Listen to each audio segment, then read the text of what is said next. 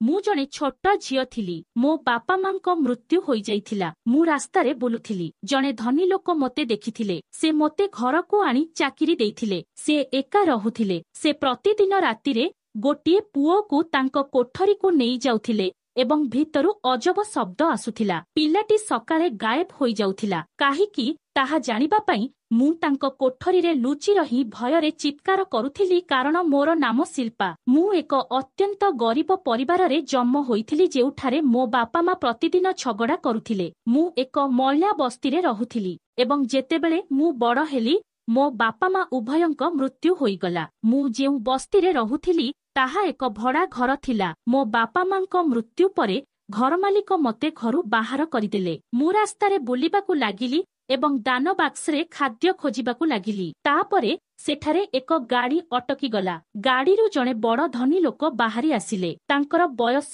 प्राय 35 वर्ष हेबो। तांको नजर मो उपरे पड़िला। मु बहुत डरी गली। एबे मु असहाय होई गली। मु जणे खराब व्यक्तिंको हातरे पड़ी गली एवं मु नर्भस हेबाकू लागिली। जेतेबेले व्यवसायी जनक मो पाखकू आसिले से मते पचारिले तुमकू भोक लागुछि कि? मते बहुत भोक लागुथिला तेणु मु हो कही मुंड हलाइली। भोक ठारू बड़ शत्रु आउ किछि नाही। से कहिले मो घरे काम पई झियो दरकार, तुमे मो घरे काम करिब कि? तांको कथा सुनी मु आश्चर्य होई गली। से मोते जानंती नाही एवं मोते तांको घरे काम करिबाकू कहुछंती। मोते चिंतारे हजि जाइथिबा देखि से कहिले तुमकू नर्भस हेबार आवश्यकता नाही। मु भाबिली एवं कहिली ठीक अछि मु काम करिबाकू प्रस्तुत। से कहिले तुम विषयरे कुह। मु तांकू निज विषयरे कहिली। मु तांकू सबु किछि कहिली एपरिकी मोर रहिबा पई छात मध्य नाही। मु जानि नाही काहेकि मु तांकू एसबु कथा कहिली। हुए तो मोर अवस्था एते खराब होई जाइथिला जे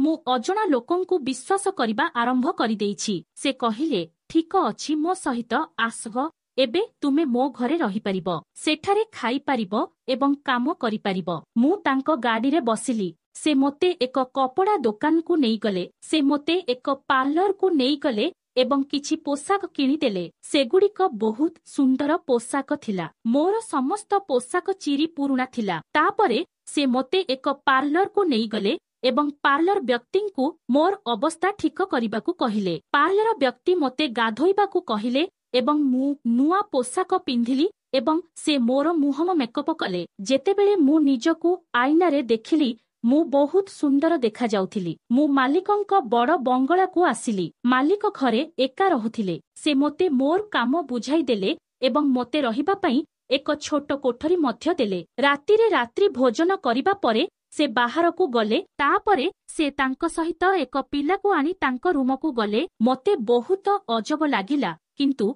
मु मो रूम रे सोइबाकू गली। हठात किछि अजब शब्द मते उठाई देला। मु भाबिली शब्द केउठारू आसुछि। मु देखिबाकू उठिली किंतु मु आश्चर्य होई गली जे शब्द मालिकंक रूमरू आसुछि। मु मो रूम को फेरी आसिली। मालिकंक पाखरे रही मु भल पोशाक एवं रहिबा पई भल खाद्य पाउथिली। मु बहुत खुशी थिली एवं मु सोईकी स्वप्न देखुथिली। मु मोर चिंताधारा भितरे बुड़ी जाउथिली। सकाळ हेबा मात्रे मु मो कोठरीरू बाहर को आसी मोर काम करिबाकू लागिली। मालिकंक कोठरी बंद थिला। हुएत से एपर्यंत सोईथिले किंतु जेतेबेले से तांको कोठरीरू बाहर को आसिले मु बहुत आश्चर्य होई गली। गतकाली रातिरे तांको सहित तांको कोठरी को जाइथिबा पिलाटी फेरिला नाही। मालिक मते कहिथिले जे तुमे संपूर्ण घर सफा कर, खाद्य रांध एवं से मते घरर समस्त दायित्व देइथिले। से केवल कहिथिले जे मो कोठरी एवं बेसमेंट को केबे भी आस नाही। मु मोर कोठरी निजे सफा करे। मु समस्त काम करे किंतु तांको कोठरी सफा करिबा व्यतीत बेसमेंट सबुबेले ताला पड़िथाए। मालिक दिन बेले कौनसी स्थान को बाहर को जाइथिले। हुएत से काम को जाइथिले किंतु तांको कोठरी बंद थिला। संध्या हेले से फेरी आसिले। रात्रि भोजन प्रस्तुत होई गला। मु तांकु डाकिली। जेतेबेले मु तांकु खाद्य परिवेषण कली से मते कहिले तुमे बहुत भल खाद्य प्रस्तुत कर। एहा सुनी मु हसिबाकू लागिली। खाई सारी से पुणी कौनसी स्थान को बाहर को गले एवं तांको सहित आउ एक पिला को आनी तांको रूम को गले। मु सोईबाकू गली किंतु आजी मध्य हठात मोर आखि खोलीगला। मु पुणी सेही अजब शब्द शुणिबाकु लागिली। मु जानी नाही काहीकि आजी मोर हृदय द्रुत गतिरे धड़कुथिला। मु सकाळे शीघ्र उठी काम करिबाकु लागिली। मु केवल जानिबाकु चाहुथिली जे पिलाटी फेरी आसीछि कि नाही, किंतु मालिक उठिबा परे से तांको रूमरु एका बाहरी आसिले। पिलाटी पुणी निखोज थिला। सेमने प्रतिदिन पिलाटीए नेई रूम को काहीकि जांती एवं एका बाहरकु आसंती। घरकु आसिबा समयरे पिलाटी कुआरे जाए मोर मालिक किछि भूल करुछंती कि मु तांकु पचारिबाकु इच्छा करुथिली, किंतु मु भयरे चुप रहिली। मु एक नूतन चाकिरी पाइछि,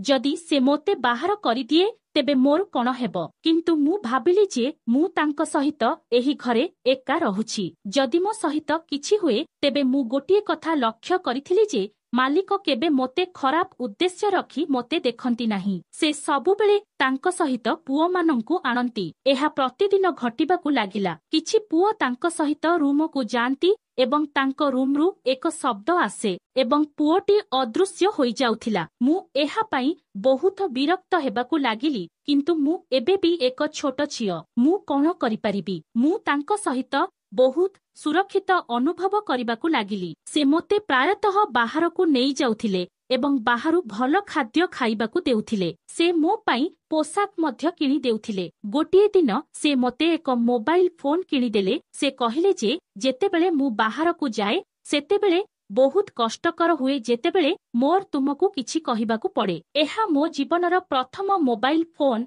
किंतु प्रतिदिन मु पिलामानंकु एहिपरि अदृश्य हेउथिबार देखुथिली एवं स्वर मध्य शुणिथिली। मु जानी नाही एहा कोन थिला। एबे मोर संदेह एते बढ़ी जाइथिला जे मु अनुभव कली जे चुप रहिबा अपराधकु समर्थन करिबा। मु मने मने ग्रहण करिथिली जे सेमाने निश्चित भाबरे पिलामानंक सहित किछि करंती किंबा सेमानंक सहित किछि भूल करी सेमानंकु हत्या करंती, कारण पिलामाने एपरि बायुरे अदृश्य होई परिबे नाही। जदि एहा जारी रहे तेबे सहरर समस्त पुओ माने समाप्त होई जिबे। एबे मु निष्पत्ति नेइथिली जे मु एही रहस्य खोजिबी एवं मु एहा जानिबा मात्रे सेमानंकु रक्षा करिबी। जदि मु कोनोसी सुराक पाई तेबे मु पुलिस को जणाइबी। एपर्यंत मु लोघरे चुपचाप एसबु देखुथिली, कारण मालिक मोते बहुत विलासपूर्ण भावरे रखिथिले। मु धीरे धीरे मालिकंक विश्वास जितिली एवं गोटिए दिन मु तांकु कहिली, गुरु तुमे निजे तुमर कोठरी काहीकि सफा कर। मु एहाकु पसंद करे नाही। जेतेबेले तुमे कोठरी रे थाओ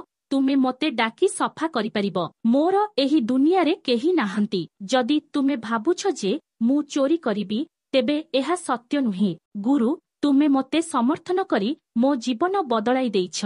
मु तुमको केबे ठकिबी नाही। मालिक मो कथा सुनी कहिले, एपरि किछि नाही। ठीक अछि, काली सकाळे जेतेबेले मु मो कोठरी रे रहिबी तुमे मो कोठरी सफा कर। एबे मु तांको कोठरी देखिबार सुजोग पाइली। सर्वोपरि तांको कोठरी रे एपरि कोन जादू घटे जाहा पुओ मानंकु अदृश्य करिदिए। मोर मालिकंकु ठकिबार कोनोसी उद्देश्य नथिला, किंतु एपरि पिला सहित भूल करिबा ठीक नुहे। सकाळे मु तांको कोठरी को जाई देखिली जे तांको कोठरी बहुत बड़ एवं सोइबा पई गोटे पलंक थिला, किंतु कोठरीर मझिरे एक अजब टेबुल अछि जाहा उपरे एक गदी अछि। मने हेउछि केही जणे निश्चय सेठारे सोइथिबे। मोते कोठरी छाड़िबाकु पड़िला। रातिरे केवल गोटिए द्वार देखा जाउथिला, एक बाथरूम। घर भल भाबरे सफा करिबा परे मु बाथरूम सफा करिबा पई मालिकंक ठारू अनुमति नेइथिली। मालिक अनुमति देबा परे मु बाथरूम भितरकु जाई आश्चर्य होइगली। एहा एक बहुत सुंदर बाथरूम थिला, किंतु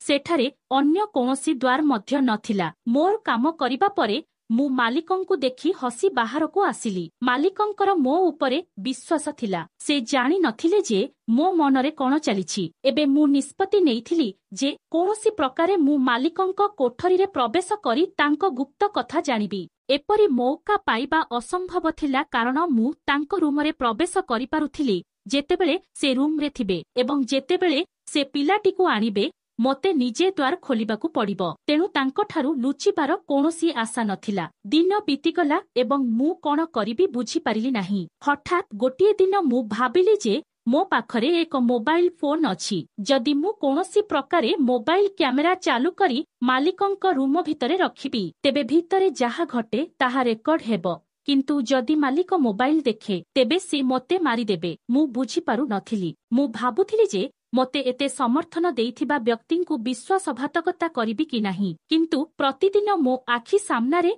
गोटिए जीवंत पिला गायब हेउथिला। जदि मु पुलिस को कहिबी तेबे पुलिस तदंत करिबो जे पिलामाने केउठारे गायब हेउछंती। पुलिस मो परी गरीब झियोकु काहीकि विश्वास करिबो। गोटिए दिन मु मालिकंकु कहिली, गुरु आजी रातिरे मु आपणଙ୍କ रूमरे सोई पारिबि कि? एहा मने हेउथिला जेपरी मालिक मो कथाकु विश्वास करि पारिले नाही। से मते अजब आखिरे देखिबाकु लागिले। मु कहिले जे मो मा सेही दिन मृत्युवरण करिसंती। मु तळे सोईबी, तुमर कोनोसी असुविधा हेबो नाही। हुएत प्रभु मु आजी रातिरे एका सोईबाकु चाहू नाही। मो मालिक मो कथा विश्वास करिबा पई मते आखिरे लुह आनिबाकु पड़िला। मु तांक रूमकु प्रवेश करिबाकु किंबा मो मोबाइल लुचाइबा पई कोनोसी उपाय पाइली नाही, कारण से सबुबेले रूमकु बंद करी चाबी निज पाखरे रखुथिले। मालिक कहिले, ठीक अछि, जाओ एवं तळे सोईपद। किंतु से गभीर चिंतारे हजिगले। से विश्वास करि पारिले नाही जे से एहा कहिसंती,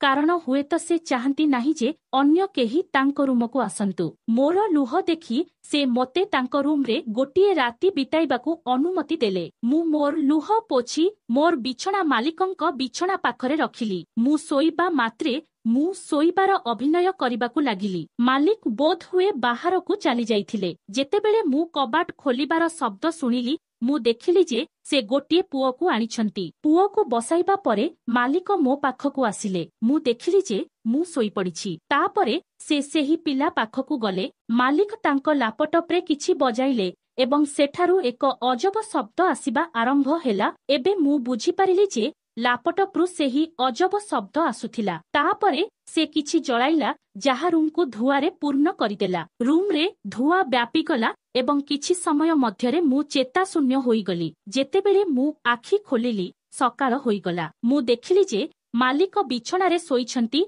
एवं पिलाटी टेबुल रे सुरक्षित भाबरे सोइछि। मु मध्य चुपचाप सोई पड़िथिली। मु देखिबाकु चाहुथिली जे से तापरे पिलाटी सहित कोन करे। से प्राय 7टारे पिलाटीकु उठाई झरका पाखकु नेइगले। एपर्यंत एहा मते एक काच परी लागुथिला, किंतु एहा एक कबाट थिला। से पिलाटीकु सेठारु नेई काहाकु देले। हुएत पिलाटीर बापा मा हाथ जोड़ी तांकु स्वागत कले एवं सेठारु चालीगले। से जीवा परे मु उठिबार अभिनय कली। मु मालिकंक पाखकु जाई कहिली, मु एते दिन धरी केबे सोई नाही, किंतु मु जानि नाही काहीकि मु आजी उठी नाही। मालिक हसी कहिले, किछि असुविधा नाही, मु एथिरे विरक्त नुहे। मु खुशी थिली जे मालिक पिलामानंकु हत्या करंती नाही, बरं सेमानंक पिता मातांकु हस्तांतर करंती। एहीपरि 7 मास बीतीगला। मु धीरे धीरे मालिकंक विश्वास जितिबाकु लागिली। मालिक मो उपरे संपूर्ण विश्वास करिबाकु लागिले। तेणु गोटिए दिन मु तांकु पचारिली जे तुमे पिलामानंकु काहीकि तुमर रूमकु नेई तांक सह एपरि व्यवहार कर। किंतु से जाहा कहिले मु निश्चित होइगली जे मालिक जणे भल व्यक्ति नुहंती। से एही पिलामानंक सहित किछि भूल करंती। एबे मु स्थिर करिथिली जे मु एही रहस्य जानि पारिबी। मु चुप बसी रहिली, कारण मु भाबिथिली जे से पिलामानंकु हत्या करंती नाही। किंतु एबे मु तांक कथा सुनी निश्चित होइगली जे से किछि भूल करुछंती। से मते कहिले जे लोकमाने पुरुणा बस्ती अंचलरे कला जादू शिखंती एवं सहरर भल पिलामानंक उपरे एही कला जादू करंती। मु केवल सेमानंक ठारू कला जादू बाहर करी सेमानंकु एक भल जीवन दिए, जाहा पई पिता माता मते किछि टंका दियंती। मु एही कला जादू बाहर करिबार पद्धति शिखिछि। मु तांक कथा सुनी आसिली, किंतु मो रूमकु आसीबा परे मु चिंतारे हजिगली। मु पुरुणा बस्तीरे रहुथिली एवं सेठारे एपरि किछि हेउनथिला। सेठाकार लोकमाने सेमानंक जीवनरे व्यस्त। सेमाने सेमानंकर दारिद्र्ୟରେ कष्ट पाउछंती। लोकमाने एथि सेथि काम खोजंती। एही प्रकारर कला जादू सेठारे काम करे नाही। मु सेठारे मोर पिला दिन बिताइछि। जदि एपरि किछि सेठारे घटे तेबे मु एहा विषୟରେ जानि परिथाए, किंतु एहा संपूर्ण मिथ्या कथा। एठारे आउ किछि घटुछि। हठात मते सेही धुआ मने पड़िगला, ଯାହା ଯୋଗୁ ମୁଁ ଚେତା ଶୂନ୍ୟ ହୋଇଗଲି। ଏବେ ମୁଁ ନିଷ୍ପତ୍ତି ନେଇଥିଲି ଯେ ମୁଁ ରହସ୍ୟ ଜାଣିବି। ମାଲିକ ଏବେ ତାଙ୍କ କୋଠରୀକୁ ବନ୍ଦ କରିନଥିଲେ। ମୁଁ ଭାବିଲି ଯେ ଗୋଟିଏ ରାତିରେ ମୁଁ ତାଙ୍କ କୋଠରୀରେ ଲୁଚି ସବୁକିଛି ଦେଖିବି। କିନ୍ତୁ ଧୂଆଁରୁ ରକ୍ଷା ପାଇବା ପାଇଁ ମୋତେ ଏକ ଉପାୟ ଚିନ୍ତା କରିବାକୁ ପଡ଼ିବ। ମୁଁ ମନେ ରଖିଛି ଯେ ଯେଉଁ ରାତିରେ ମୁଁ ସେଠାରେ ଥିଲି ଏବଂ ଧୂଆଁ ଥିଲା, ମାଲିକ ତାଙ୍କ ମୁହଁରେ କିଛି ପିନ୍ଧିଥିଲେ। ହୁଏତ ଏହା କୌଣସି ପ୍ରକାରର ମାସ୍କ ଥିଲା ଯାହା ଆମକୁ ଏହି ଧୂଆଁରୁ ରକ୍ଷା କରିପାରିବ। ଯଦି ମୁଁ ମଧ୍ୟ ଏପରି କିଛି ପାଇଁ, ତେବେ ମୁଁ ଏହାକୁ ମୂର୍ଚ୍ଛା ନ ହୋଇ ଦେଖିପାରିବି। ତାପରେ ମୁଁ ଏହାକୁ ମୋ ମୋବାଇଲରେ ରେକର୍ଡ କରିବି। ସଫା କରିବା ସମୟରେ ମୁଁ କିଛି ମାସ୍କ ପାଇଲି। ମୁଁ ସେଥିମଧ୍ୟରୁ ଗୋଟିଏକୁ ମୋ ପାଖରେ ରଖିଥିଲି ଏବଂ ଗୋଟିଏ ରାତିରେ ମୁଁ ତାଙ୍କ ରୁମ୍ରେ ଲୁଚି ରହିବାର ସୁଯୋଗ ପାଇଲି। ମୁଁ ମାଲିକଙ୍କୁ ଏକ ବାହାନା କରି କହିଲି ଯେ ଆଜି ମୁଁ ଶୀଘ୍ର ଶୋଇବାକୁ ଯାଉଛି। ଯେତେବେଳେ ତୁମେ ରାତିରେ ବାହାରକୁ ଯାଅ, ଯିବା ପୂର୍ବରୁ ରୁମକୁ ବନ୍ଦ କରିଦିଅ, ଯାହାଦ୍ୱାରା ତୁମେ ଭିତରକୁ ଆସିପାରିବ। ଆଜି ମୁଁ ବହୁତ ଅସୁସ୍ଥ। ମାଲିକ କହିଲେ, ଠିକ୍ ଅଛି, ତୁମେ ଶୋଇପଡ଼। ମୁଁ ମୋ ରୁମକୁ ବନ୍ଦ କରି ତାଙ୍କ ରୁମ୍ରେ ଲୁଚି ରହିଲି। ଆଜି ମୁଁ ମଧ୍ୟ ଏକ ମାସ୍କ ପିନ୍ଧିଥିଲି। ଯେତେବେଳେ ମାଲିକ ପିଲାଟିକୁ ଆଣିଲେ, ସେ ପିଲାଟିକୁ ଟେବୁଲ ଉପରେ ବସାଇଲେ। ତାପରେ ସେ ଏକ ଅଜବ ଶବ୍ଦ କଲେ ଏବଂ ରୁମ୍କୁ କିଛି ଧୂଆଁରେ ପୂର୍ଣ୍ଣ କରିଦେଲେ। ଆଜି ଧୂଆଁ ମୋତେ ଚେତାଶୂନ୍ୟ କରିପାରିଲା ନାହିଁ। ସେ ଚେତାଶୂନ୍ୟ ହେବା ମାତ୍ରେ ମାଲିକ ଏକ ଟୀକା ବାହାର କରି ପିଲାଟିକୁ ଦେଲେ। ତାପରେ ସେ ବିଛଣା ପାଖକୁ ଆସି ଶୋଇପଡ଼ିଲେ। ତାପରେ ଏପରି କିଛି ଘଟିଲା ନାହିଁ ଯାହା ସନ୍ଦେହଜନକ ହୋଇପାରେ। ମୋତେ କେବଳ ସେହି ଟୀକା କ'ଣ ତାହା ଜାଣିବାକୁ ପଡ଼ିବ। ପରଦିନ ରାତିରେ ପୋଲିସ ଘରକୁ ଆସି ମାଲିକଙ୍କୁ ଗିରଫ କରି ତାଙ୍କ ସହିତ ନେଇଗଲା। ସେମାନେ ସେଠାରୁ ପିଲାଟିକୁ ମଧ୍ୟ ଡାକ୍ତରଖାନାକୁ ନେଇଗଲେ। ପିଲାଟିକୁ କିଛି ପ୍ରକାରର ଔଷଧ ଦିଆଯାଇଥିଲା। ପ୍ରକୃତରେ ମାଲିକ କିଛି ଔଷଧ ତିଆରି କରୁଥିଲେ ଏବଂ ଏହାଦ୍ୱାରା ପିଲାମାନଙ୍କୁ ପରୀକ୍ଷା କରୁଥିଲେ। ଏହା ଯାଦୁବିଦ୍ୟା ବିଷୟରେ ଥିଲା। ଏହା ମିଥ୍ୟା ଥିଲା। ପୂର୍ବରୁ ମାଲିକ ଗୋଟିଏ ପିଲାକୁ ଭେଟି ଖାଇବାକୁ ଦେଉଥିଲେ। ଏଥିରେ ଏକ ପ୍ରକାରର ଔଷଧ ଥିଲା ଯାହା ପିଲାଟିକୁ ପାଗଳ କରିଦେଉଥିଲା। ଯେତେବେଳେ ପିଲାଟି ତାର ପିତାମାତାଙ୍କ ପାଖକୁ ଯାଉଥିଲା, ସେମାନେ ଭାବୁଥିଲେ ଯେ ପିଲାଟିର ହଠାତ୍ କ'ଣ ହେଲା। ମାଲିକ ଗୁଜବ ପ୍ରଚାର କରିଥିଲେ ଯେ ଶୂକର ବସ୍ତିର ଲୋକମାନେ ପିଲାମାନଙ୍କ ଉପରେ କଳା ଯାଦୁ କରିଥିଲେ। ମନ୍ତ୍ର ଦୂର କରିବା ପାଇଁ ଲୋକମାନେ ସେମାନଙ୍କ ପିଲାମାନଙ୍କୁ ମାଲିକଙ୍କ ପାଖରେ ଛାଡ଼ି ଯାଉଥିଲେ। ସେମାନଙ୍କ ଉପରେ ବିଭିନ୍ନ ପ୍ରକାରର ଔଷଧ ପରୀକ୍ଷା କରାଯାଇଥିଲା। ମାଲିକଙ୍କ ଘର ଉପରେ ଚଢ଼ାଉ କରାଯାଇଥିଲା। ସେଠାରେ ଔଷଧ ତିଆରି କରାଯାଇଥିଲା। ପୋଲିସ ସେଠାରୁ ବହୁତ ଔଷଧ ଉଦ୍ଧାର କରିଥିଲା। ମୁଁ ନିଶ୍ଚିତ ଭାବରେ ମାଲିକଙ୍କୁ ଠକିଥିଲି, କିନ୍ତୁ ମୁଁ ବିଶ୍ୱାସ କରେ ଯେ ଏହି ସମାଜ ଲାଭବାନ ହୋଇଥିଲା। ମୁଁ ଏକ ଔଷଧ ପାଇଥିଲି ଯାହା ମୁଁ ପୋଲିସକୁ ଦେଇଥିଲି ଏବଂ ମୁଁ ପୋଲିସକୁ ସବୁକିଛି କହିଲି। ପୋଲିସ ଏହାକୁ ପରୀକ୍ଷା କଲା ପରେ ଏଥିରେ ଏକ ଔଷଧ ମିଳିଲା ଯାହା ବିକ୍ରୟ କରିବା ଆଇନଗତ ଅପରାଧ। ତାପରେ ବାକି କାମ ପୋଲିସ କରିଥିଲା। ବାକି ସତ୍ୟ ପୋଲିସ ପାଇଗଲା। ମୁଁ ପୁଣି ଅସହାୟ ହୋଇଗଲି, କିନ୍ତୁ ମୁଁ କିଛି କାମ ପାଇବି କାରଣ ମୁଁ ଅନେକ ପୁଅଙ୍କ ଜୀବନ ବଞ୍ଚାଇଛି। ପୋଲିସ କହିଥିଲା ଯେ ତୁମେ ଆଉ ଏହା କରିବା ଉଚିତ ନୁହେଁ। ଆମେ କୌଣସି ସ୍ଥାନରେ ଚାକିରି ବ୍ୟବସ୍ଥା କରିବୁ। ହଁ, ମୁଁ ଖୁବ ଶୀଘ୍ର ଏକ ଘରେ ଚାକିରି ପାଇଗଲି। ବନ୍ଧୁଗଣ, ଯଦି ତୁମକୁ କାହାଣୀଟି ପସନ୍ଦ ଆସିଲା, ଦୟାକରି ଲାଇକ୍, ସେୟାର ଏବଂ ଚ୍ୟାନେଲକୁ ସବସ୍କ୍ରାଇବ କର। ଆମେ ପୁଣି ଏକ ନୂତନ ଏବଂ ଆକର୍ଷଣୀୟ କାହାଣୀରେ ଦେଖା ହେବୁ। ଧନ୍ୟବାଦ।